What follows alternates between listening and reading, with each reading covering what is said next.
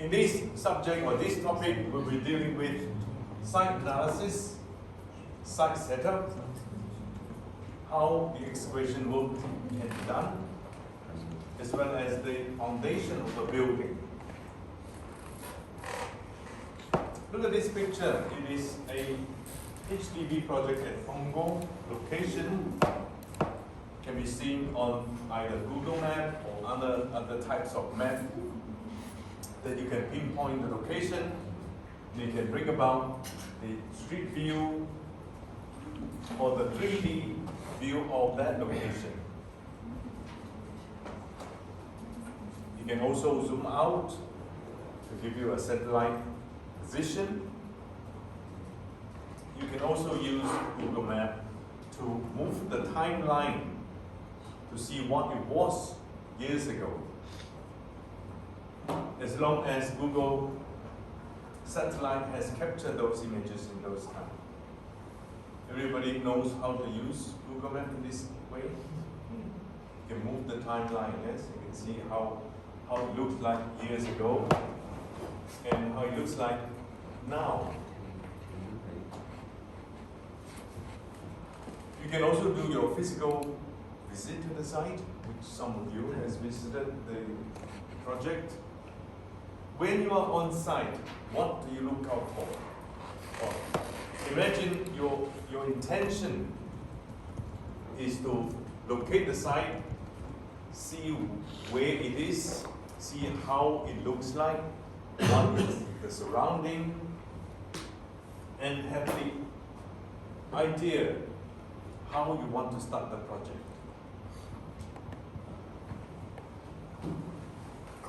One of the examples, go to the site, imagine this is your project. When you get to the site, you see grass patches. You see one structure here, linked with one long stretch of item. And you see some containers here. And you observe the access to this location. Amount of trees, type of trees, any drain around, and any other item that you can see and feel. That forms part of your site investigation. What you need to note is where your site is. You want to know where is your boundary. How do you do that? On a piece of land, there's no marking. You need to call in your surveyor. Give your surveyor the necessary corner peg, coordinates, so that he can go out there to peg out the corner of your boundary. And you should tell your surveyor, when you peg out the boundary, write on that piece of marking tape, to tell me that it is my boundary. You may need to give him a specific code, that is your CA101, for example, on that corner peg. Then CA1, 02, 03, 04, and so on, to demarcate where your boundary, so that when you got onto the site, you know how big is the area, where to go from and to. Photographs, videos are always useful when you are on site exploration.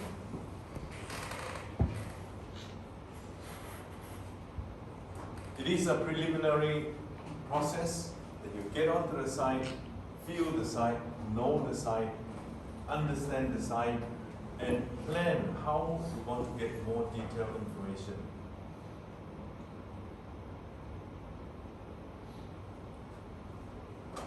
Reason why you want to do that, so that you can have better idea how you can do the work and what are the risks associated with your construction in that location. When I mention risk, it means that when you want to start your project, is there any obstruction?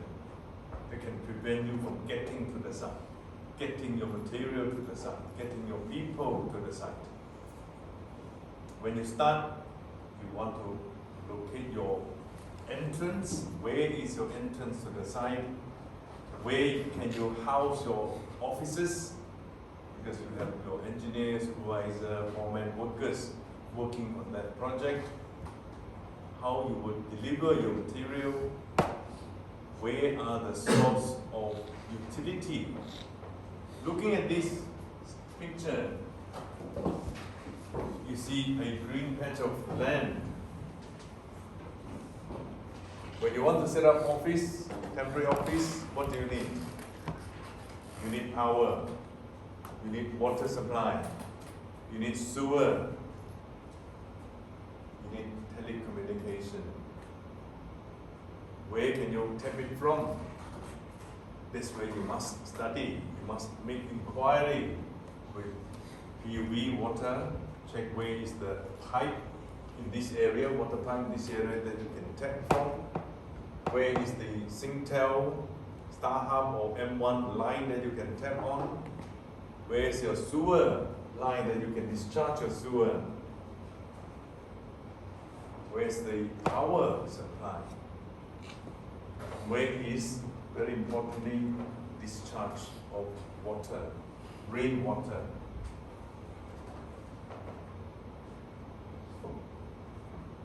You want to benefit from these exploration on site so that you can plan ahead.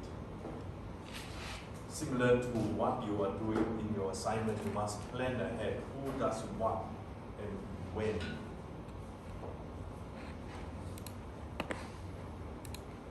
You want to benefit from it so that you won't get into a situation where you want to start work but you find you can't.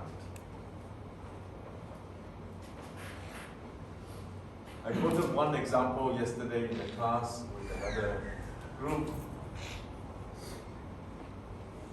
For heavy lifting, he has already prefabricated the precast element in the factory, delivered to site, with the crane already mobilized, and he finds that he cannot do the lifting. For a crane of 80 ton mobile crane, the hire per day is $8,000.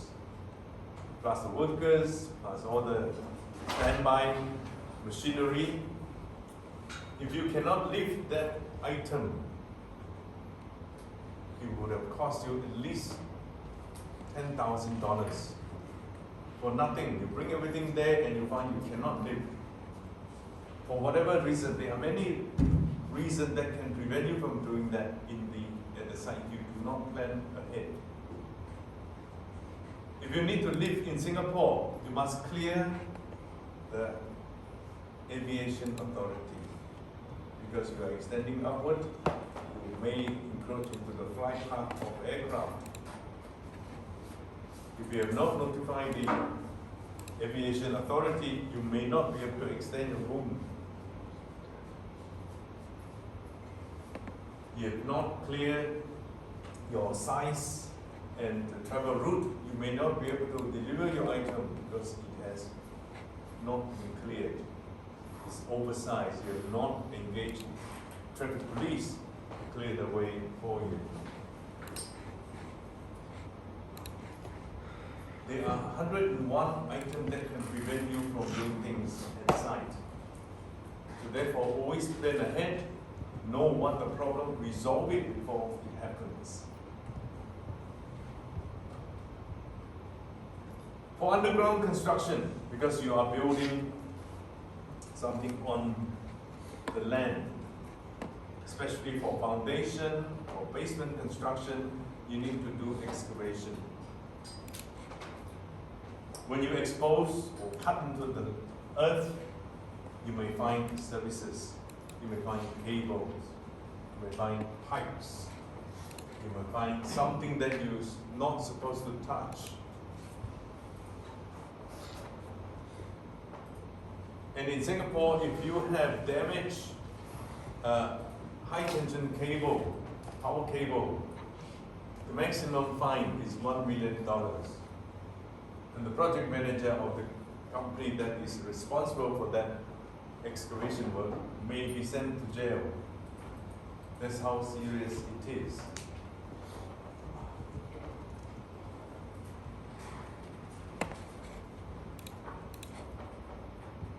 So excavation work in Singapore carries those risks. You do not plan ahead, you do not do your necessary planning and advance work, you may end up paying that fine and have your project manager sent to the jail. Once you've done this exploration analysis, you know what the site location, you know the site constraint, you know the soil, you know, then you can plan how you want to do the work. Do the work safely without any problem. Excavation entails exposing soil, removing soil, and what else is underground besides the soil? Water, underground water. When you expose, remove the soil, you will see water coming into your excavation. Therefore, you want to know where is your water level, groundwater level. If you dig the soil before you reach the groundwater table, your excavation will be dry. But once you exceed that line, water still will start coming into your excavation. And depending on the permeability of the soil, the rate of water flow into your excavation differs. High permeability soil, water can come in very fast. Low permeability, slower. So you have to know the soil, know its permeability to understand how fast the water will come in. Then you can prepare how to remove, how fast you want to remove the water. Contamination, you want to know the soil, whether it's contaminated, so that when you send the worker down into the excavation, your worker will not be harmed. There's one project that I worked on, not too near from here, in Lorong Halus, Tampines. It was a rubbish dumping ground. Dumping ground, when the rubbish is kept in the confined space, it degrades, produces methane gas.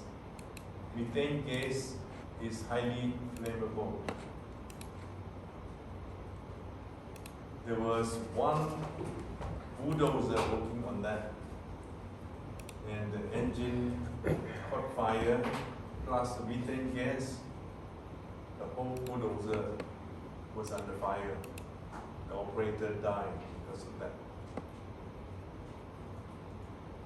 So you do not want to expose your workers without knowing what are the hazards that you'll be exposing him to. So therefore, there are a lot of work that you need to do to find those risk hazards.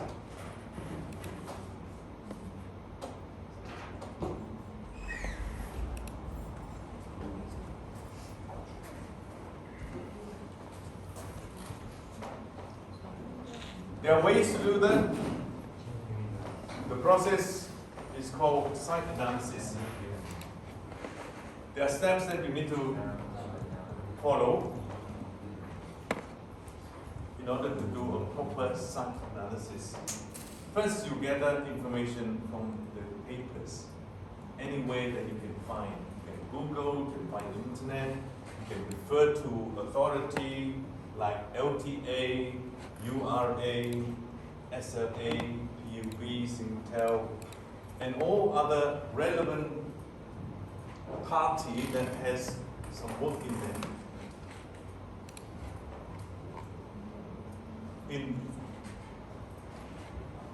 In the services provided by those agencies, as long as you have a specific location, you can make inquiry to LTA whether or not LTA has any road, URA has any development there, HDB, any buildings, PUB, any sewer lines, any water lines, Singtel, any telecom lines, and so on. You make inquiry, you get plans from them, you get information from them, you study and make an impression whether or not you will have to perform further investigation and what type of investigation you need. Once you have that information on paper, then you move on to the site. Visit the site, feel the site, get the surveyor to peg out the corner pegs. And then from there you decide how you want to do more detailed investigation. More detailed investigation would then involve your soil investigation, soil boring, trowel holes, cable detection, and other necessary processes for you to explore the site. Detail on desktop investigation, that's desktop study, and necessary documents. Many of these documents are on the net that you can either download, purchase, or make reference to. The first item here, the ownership and legal boundary. As a developer, when you buy the land, you want to know where is that piece of land in relation to the grid. Grid means how your piece of land is defined. The land title, who owns it before you. Whether that piece of land has other complication, which is what we call encumbrance. As an example, this piece of land owned by Ji Wei, for example, he could have pledged it to the bank to get loan. So the real owner is not Ji Wei anymore, it's the bank. But Ji Wei somehow sold it to you. He said, I own this bit of land, I have the land title, I sold it to you for $2 million. But without knowing that he has already pledged this piece of land to the bank. He got $2 million loan from the bank, and now you pay him another $2 million to buy the land. When it comes to transfer of this land title, the lawyer say, hey, sorry, he's not the legal owner. The bank is the legal owner. So that complicates the matter. And you go into big lawsuit. It's not uncommon here in Singapore. It's quite common. Therefore, if you were to buy anything legal, make sure you study, make sure you do proper due diligence to check whether there's any encumbrances on that piece of land, the ownership of the land, the real ownership. Maps that you can gather from Google Map, from agency, utility services that you can find, historical information, what that site was used as, any previous structure there, any possible buried item. I work on Marina Bay Sands from start to end. And during the excavation, we discovered Second World War bomb shell. That bomb about this length, 800 mm long, diameter 258 inches. It was a shell used already. Bomb drop, explode, but the shell remains intact. So you want to know so that you can make provision, make necessary plan to avoid, to use, or to improve on the usage of that piece of land. You want to know whether or not there were flooding before. So how do you know when you see a site whether it has been flooded before? If there's a wall somewhere, a vertical element, tree, you want to see any different color between the upper and the lower portion. If there's a demarcation, different tones of color, you know that could be the flood level. Tree normally grows straight. When you see a tree growing in an angle, what does that mean? Soil movement. Like this, soil move, become like this. There could be landslide before. It could be other happening which you need to do further investigation. Historical land use that you can find from previous information. Dumping ground, very hazardous. Dumping ground, besides the methane gas, the methane gas can dissolve in the water and become acid. And this acid can cause harm to your building, can cause settlement to your building, can cause fire if the methane gas is contained inside. And to remove those rubbish in Singapore, you cannot just dig and throw away. You have to dig and send to incineration plant. 1 ton of rubbish, 1 ton of rubbish can be expanded into 2 or 3 cubic meters. The reason why I mention this is the difference between soil and rubbish. You have your truck,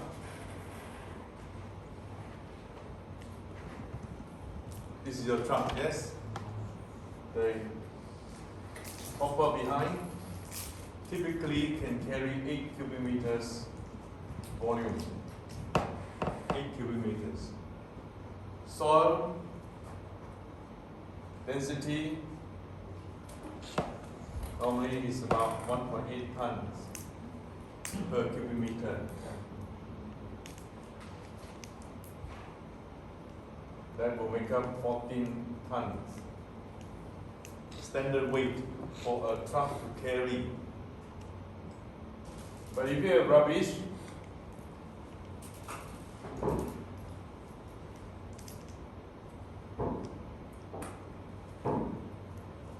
cubic meters of rubbish. Sorry, when the rubbish is compacted in the ground, when your rubbish is inside here, the density of this rubbish probably 800 kilograms per cubic meter, probably. But if you start digging it, you loosen it, when you load onto the truck, it will become only 300 kilograms per cubic meter.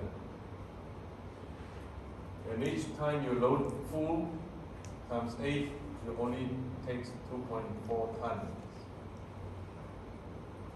versus 14 tons capacity. You're underutilizing, therefore your transportation is very expensive. And to burn these would have cost you $200 per cubic meter. Versus soil dumping, $20 per cubic meter. 10 times. 10 times to dispose rubbish than soil, the cost.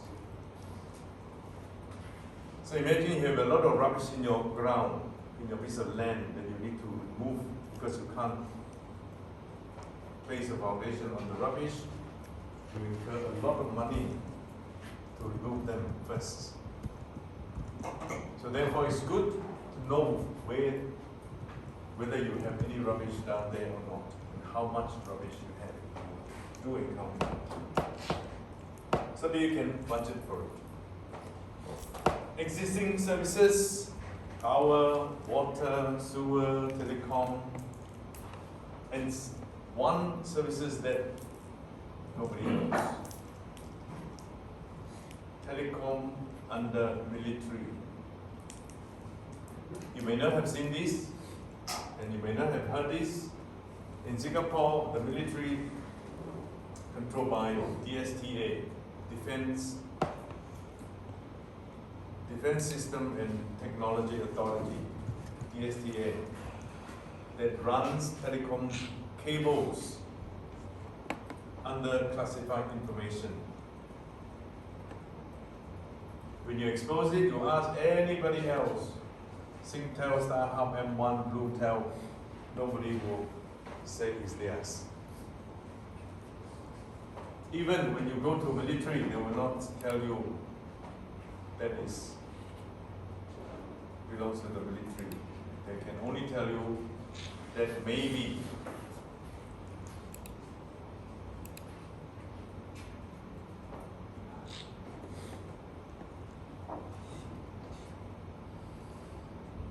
but if you do damage it, they will hang you.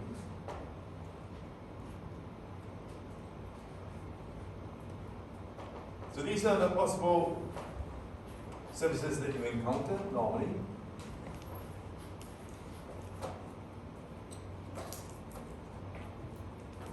Others, including trees. One case I must tell you, I must share with you, with my experience. In 1991, when I first came back from the UK, I worked on Victoria Street upgrading. Victoria Street, you know where it is? Victoria Street in Bras Basah area, CHIJ, Carlton Hotel, library, Bugis Junction. That main road in front of that, those buildings are or is Victoria Street. Back in 1990 and beyond, it was one direction only, from west to east. When the company that I worked for got the tender to build into two carriageway, both directions. In the new carriageway, there were trees in the way that we have to cut. But before cutting the tree, we must get approval from National Park, NParks, who governs all the trees in Singapore. There's one guy, his name is called Simon Longman. He's already retired now. Simon Longman called for a meeting because we submitted to him, say we want to chop one of the very big angsana tree in front of CHIJ. He called for a meeting at 2 o'clock in the afternoon, very hot. He told us the location, and we waited under the sun at that location for him. He, on the other hand, went to that tree and stayed under the tree. We waited 10 minutes, called him. Hey, where are you, Simon? Oh, I'm here. Oh, come over. So we went under that big tree. What did he say to us? First question he asked, how do you feel now? Under the hot sun for 10 minutes, we told him, yeah, it's very cool now, much cooler. The next question he asked, do you now still want to chop the tree? So that NPark, National Parks Board, is directly under the Prime Minister's office, PMO. They have very high authority. They can overrule LTA, they can overrule HDB. When they say you cannot cut that tree, means nobody can cut that tree. Of course, they have their reason, whether that tree is planted by someone famous, or that tree has certain heritage, or that tree has certain special species. Only they know. Right? And in the normal circumstance, when you travel or work on a project, you have a tree next to you. NParks say you cannot cut that tree. But in your process of working, your excavator damaged that tree. one of the main branch fell down, you can be fined up to $5,000 plus any cost related to rescue that tree. So trees in Singapore is important. So these are the various agencies, including LTA, LTA car park, LTA rail, LTA road, LTA traffic, PUB, PUB water, PUB sewer, NEA, sewerage, NEA noise monitoring. There are many agencies that you must take care of. And you also must make sure that you get written approval from them. When you ask LTA, hey, can I build a drain here? Can I do an overcrossing? Can I close the traffic? They say, yes, you can do. And you must follow up with the email, say so and so, we have talked this date, this time, this location, and on this subject. We would like to confirm your agreement, your approval, allowing us to make new road, to cover up certain location, to do traffic diversion. And then to cover yourself. If not, if you don't have these, you do that traffic diversion, traffic police come, where's your evidence? You have no proof. Straight away, you get fined. Because Singapore is a fine city.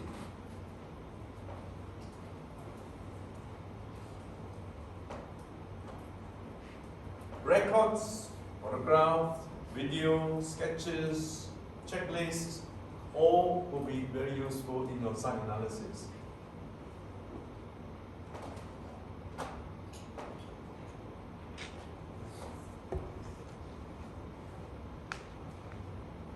In Singapore, there are many underground utilities. I do not want to remind you, even though you don't see it, when you go onto the project, when you work on site, you'll realize there are a lot of utility underground. So do not cause any damage because you will be heavily fined. In your company that you work for, if you cause damage to any high power, high pressure water, high big diameter sewer, you'll be subjected to demerit points. Your company may be debarred from tendering new project. Then you can ask, that's my company, what's it got to do with me? If the company has no job, what happened to you? You'll be kicked out from the company. And if you were the one who caused that damage, it's worse. You may be sent to jail. There are ways to locate the underground services, do cable detection, check the utility map, do trout trench, call the agency, come and identify those services underground once you exposed it, mark them on plan, mark them on the ground.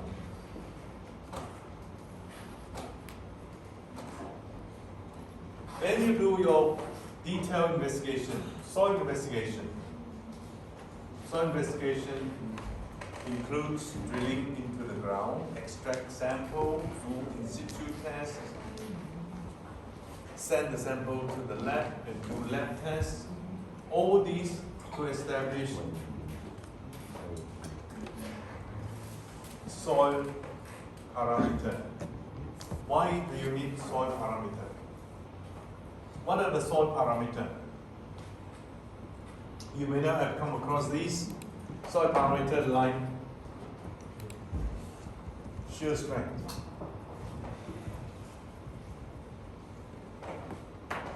shear strength of soil, density of soil, permeability of soil. And all these three basic information will give you a lot of planning information. The shear stress or shear strength of the soil for you to design your foundation. Whether you need pound, you need RC pound, bomb pound, you can do shallow foundation, all depends on the shear strength of the soil. Density of the soil. How much soil you need to excavate, how heavy it is. Whether you will encounter any soil heaving. The characteristic of the soil, whether they are brittle, they are clayey, sandy, silty. Then the permeability, how much water will come into your excavation. How much settlement do you predict when the building is being put on?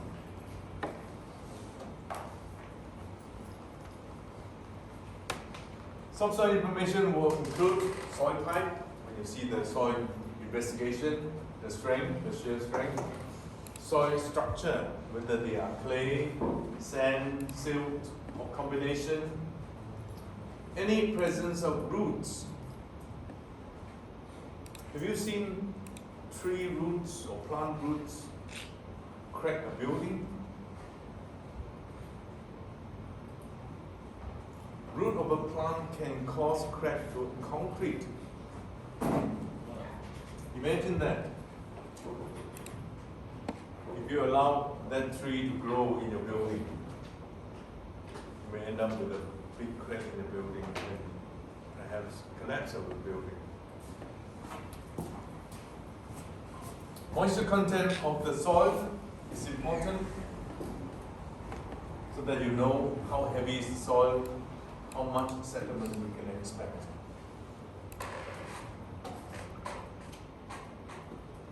How do you get those information? You can do trough pit, you can do boreholes, you can do windows sampling, dynamic probing, and other techniques necessary to bring about those information to you.